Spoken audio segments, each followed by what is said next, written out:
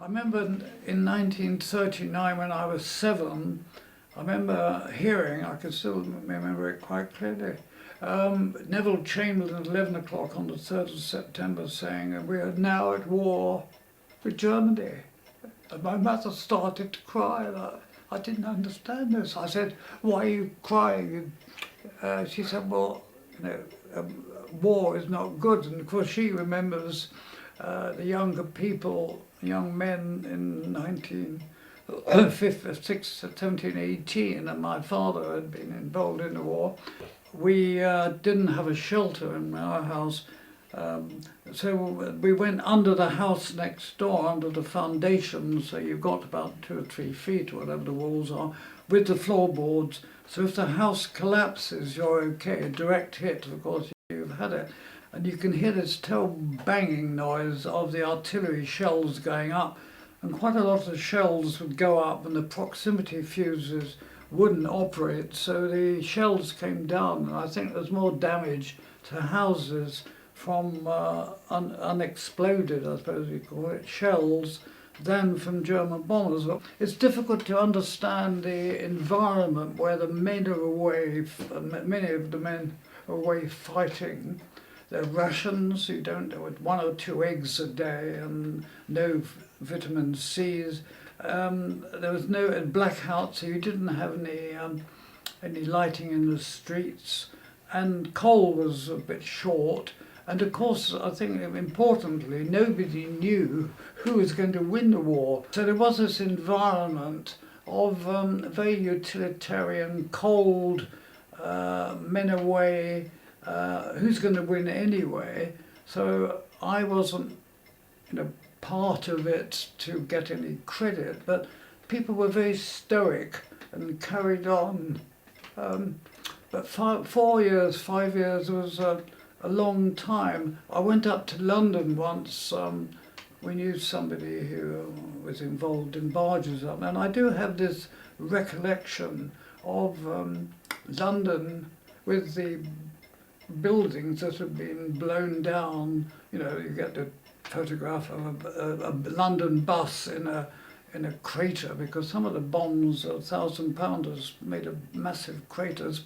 But I remember at St Paul's, as the famous photograph is well known for, was standing there untouched, but there were lots and lots of this spaghetti, all these fire hoses around.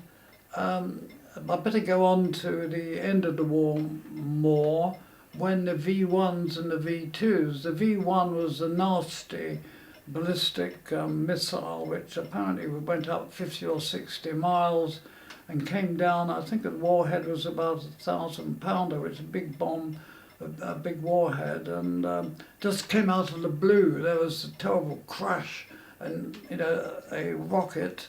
Near me there was a factory producing I think tyres for aircraft or something, but a V1 just landed there and 200 girls were asphyxiated from burning rubber. That's near Gillette Clock Tower. And then of course the V2, the doodlebug, I believe at one time in the Thames estuary you had something like 200 of these nasty doodlebugs which flew at about 2,000 feet, and they had a feature, a deliberate feature of faltering engines, so it came and it would stop, but then it would start again, most of them, but then 1 out of 50 or 100 didn't start again, so if it was coming anywhere to near you, it would dive down. And I think people can forget that for a long time it was a survival situation.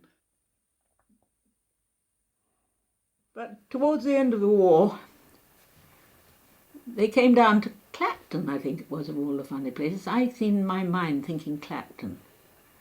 And Mummy took us to Clacton while they were there. And we had a hotel room, and we were looking out of the window thinking, oh, look at all those lovely fireworks. Of course, it was the ACAT being fired. A good idea to take us fired up in the air. And that was when I first saw ACAT. And the only other thing of the actual war I remember is the doodlebugs. And one came very close to the manor, and we heard the engine stop, and then boom. Meanwhile, when we heard it coming over, he said, "Come on, get under the benches." We were in the servants' hall. "Get under the benches," and the grown-ups got under the table. And it wasn't very far away where it fell, but we were lucky.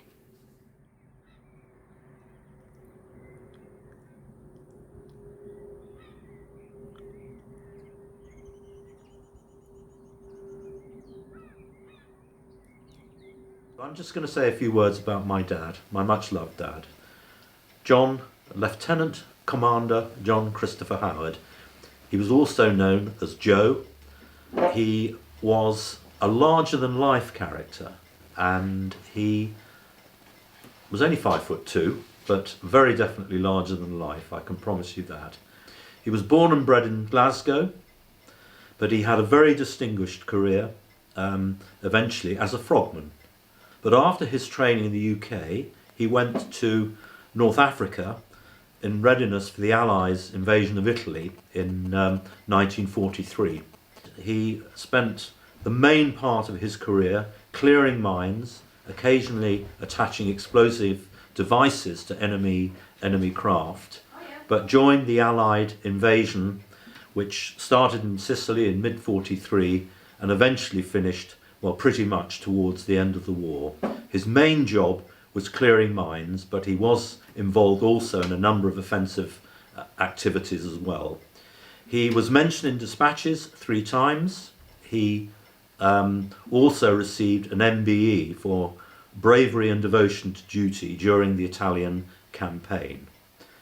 He had an interesting time in Italy. As I say, he followed the Allies through their invasion, clearing the ports so that supporting Allied ships could dock and provide support for the troops. But latterly, he joined a troop run by the somewhat infamous Commander Crabbe, and they remained in touch after the war. Some of you will know that Commander Crabbe's disappearance in 1956, when a Russian cruiser arrived in Portsmouth Harbour, he disappeared, and to this day there is no definite outcome. There are numerous conspiracy theories about that. But my dad had remained in close touch with him, and I think he was very concerned. There was a lot of rather unfavourable publicity about Commander Crabbe just before he disappeared, and I think people were forgetting some of the amazing things that he did in the war. My father worked very closely with the author of the first biography of Commander Crabbe, Marshall Pugh, and indeed he's mentioned in the introduction as having encouraged the writing of this biography in the first place. And this was the first biography that was actually published. It was being written prior to Commander Crabbe's disappearance. My dad was a wonderful character. Sadly, he was just 50 when he died, probably due to some of the rather demanding tasks he spent during the war years. I was 17 when he died. He shared a few thoughts with me, or a few experiences, but my goodness, I wish I could have heard a whole lot more. So I am trying to do some research now. But just to finally mention that I have another side to my father's war experience. My mum collected nearly 200 love letters. She met Dad in 1942 and they got married in 1946, but in the intervening years he regularly wrote to her. Nothing whatsoever about his war experience, but just wonderful love letters and a real wonderful testament to a love affair from afar, which must have happened very frequently during these years. Thank you, everybody. Joe Howard, God bless you.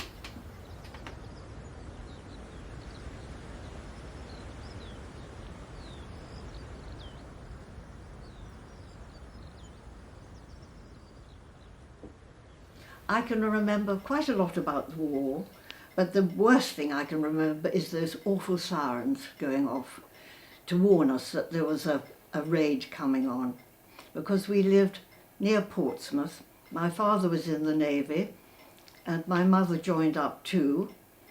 And the noise of the planes and the bombs and everything from Portsmouth were so much that we moved to our grandmother's place and stayed there for most of the war.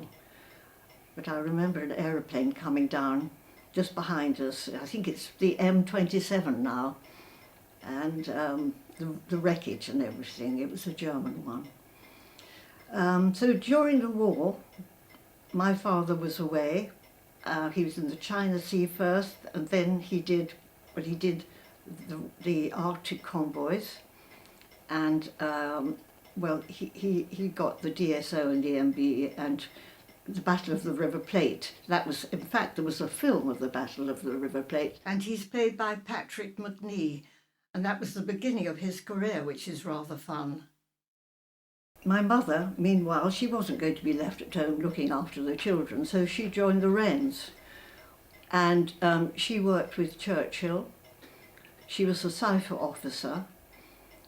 She worked at Liverpool, she worked at Port Southwark in Portsmouth, and she took all the cipher staff out on the ship to the Yalta Conference with Churchill, which divided up Europe, didn't it? Not very successfully, as it turns out, but it did divide it up. And she really had a very good war, and they both were away most of the time. So I didn't see them for years, but we were looked after by a very kind lady, and we had cousins and people to look after us, so it was all right. In fact, I met somebody quite recently, and I said my mother had been on the ship, and she had been a Wren on the ship, and she said, "I'll never forget your mother, because we were put right down with all the other officers. We were put down, the Wrens were nothing. They were put down in the worst accommodation. And of course they were very seasick going through the Bay of Biscay and everything. So my mother went up to the captain. He said, "I want all my staff moved." And he says, "Impossible." She said, "Well, if we get to this conference, not one of them will be fit to help Churchill and all these people." And she got them all moved. And this woman I met, quite by accident, she said, "I'll never forget her because I felt so awful." I don't know if anybody of you've been seasick, but it's the most awful feeling. When I was in a ship and it was rough, I felt I wouldn't even run for the lifeboat. You know, it's the most awful feeling. And then when you get to dry land, you're absolutely perfectly all right. Anyway, so it was fun. It was nice after all these years for my mother to be remembered for a kind deed, and a really important deed too.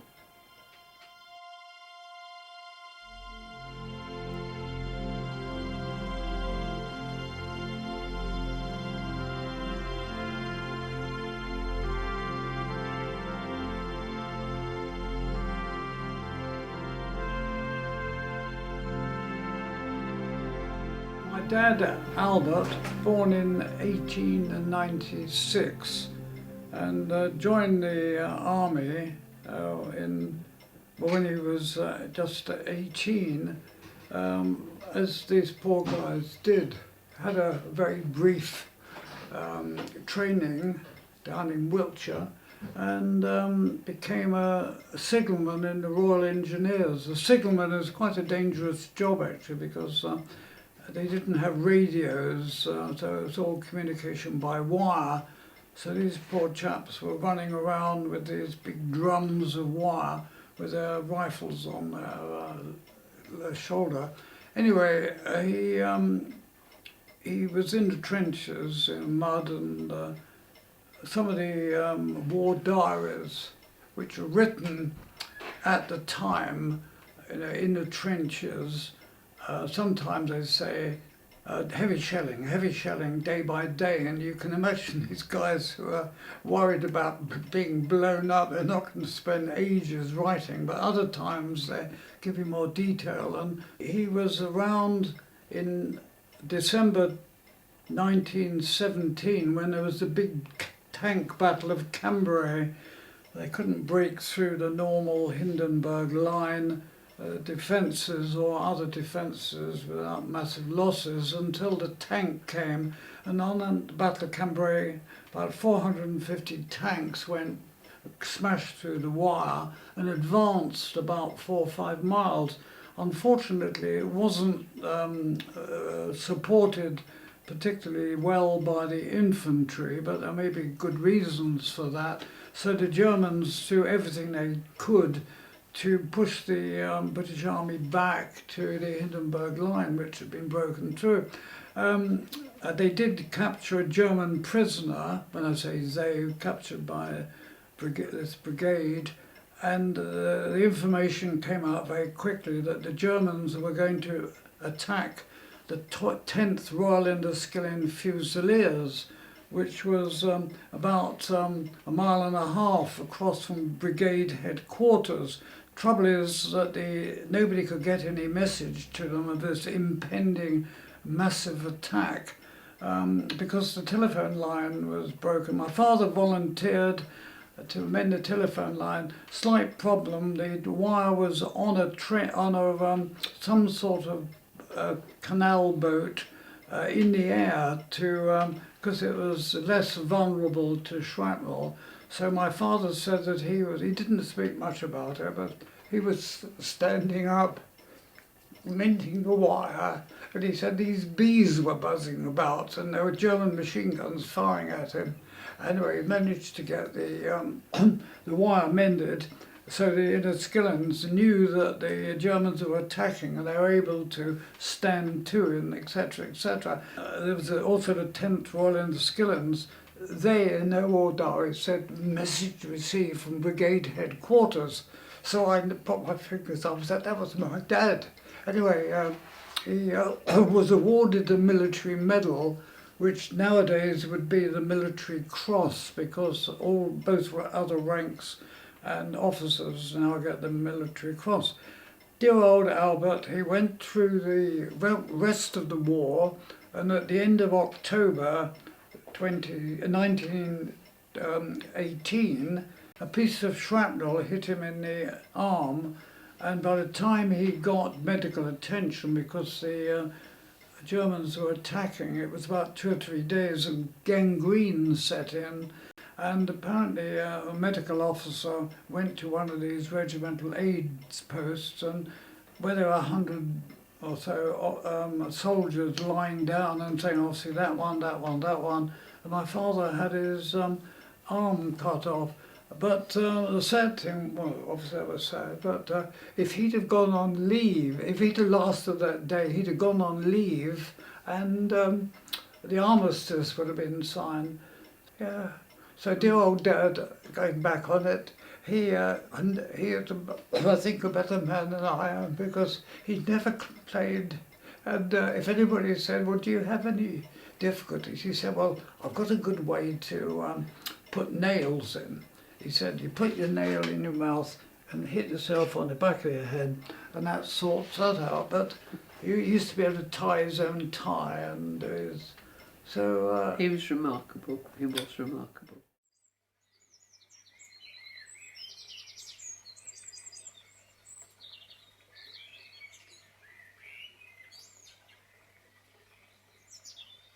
I wanted to talk about my grandfather, Arthur George Hewson, universally known as Paddy, who was an officer in the Royal Horse Artillery during the Great War.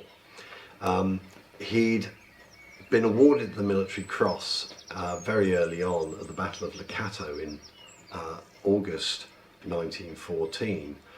Sadly though, the circumstances of that award have been lost to history, because the archive that used to contain all the medal citations was blown up during the Blitz in 1940. So we've no idea how he got his MC, but there you go. However, a couple of years later, by this time he'd been promoted to the rank of captain, he was put forward for a Distinguished Service Order. The circumstances around that are actually well documented. He was commanding a mortar troop in northern France near a town called Saint-Laurent-de-Blagny, who were there to provide covering fire for an action in which men were being sent forward to capture a German trench at night. When the men went over the top, they were immediately spotted by the Germans, who threw up very flares and illuminated the entire field of battle, and then brought down withering rifle fire on them. They got some way across the no man's land, but then had to withdraw. On the way back, of course, many of them were wounded or killed, and seeing the men coming back to their home trench, my grandfather, together with a number of other men, without being asked, leapt over the top to try and rescue as many of the wounded as they could. My grandfather personally carried 3 men back to the home trench, 2 of whom actually went on to survive the war, and 1 who died from his wounds shortly after this engagement. And for this he was put forward for the DSO. The DSO was actually rejected on the grounds that the action in question was not a success.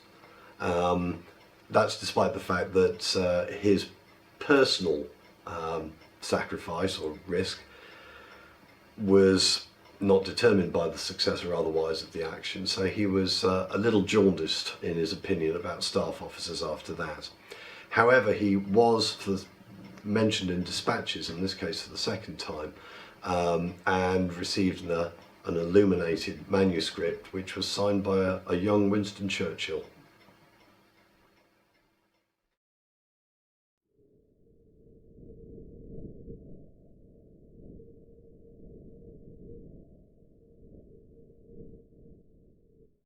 It was brought home to me, World War I, when ITV did a film called Finding the Lost Battalions. And they took me over to Fromelles, because this is where Uncle Charles, great Uncle Charles, died, and where my grandfather, Ivor at Liberty, lost a leg. It was quite an occasion, standing in the field thinking my uncle died there. And then they took me to the Lewes Memorial, which was shattering. All around the thing, all the names, because Uncle Charles didn't have a grave or anything, trying to find where the Bucks regiment was. And then we found it, and it was the furthest corner. And I went over and just touched the lettering. I felt he was with me. And as I was walking back, I sang, "It's a long way to Tipperary." You'll see it, I can't sing now. But I thought of my great-grandmother, my great-grandfather, and their brothers and sisters, and brother-in-law, and the family, what they'd lost. 20-year-old Uncle Charles Phipps.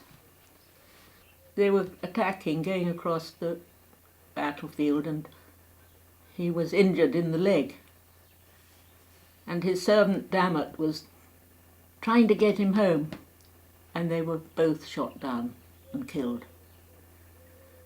And then it was rather sad, because a day or 2 later another regiment was there, and Lieutenant Kemp was patrolling the battlefield, and he found Uncle Charles, and in his pocket were letters to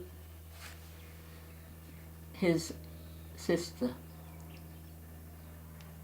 And so Lieutenant Kemp said, I'm going to mark it, I'll go back tomorrow and I'll mark it. But they were moved on somewhere else, so his body was never found. I'll tell you first that their father, Uncle Jim and Uncle Charles, their father was the vicar. He was vicar of Aylesbury from 1914 to 1895 to 1914. But he went round the village, whipping up all the young ones to go and fight. Come on, enlist, come on. And then he had the terrible thing of when they came home, going to see the families and saying they'd been killed. And he died of a broken heart, because I'll go on about Uncle Jim. He lost both his sons. He was wounded twice. He was wounded in the foot, and the next time at Givenchy, I think it was, he was wounded in the chest.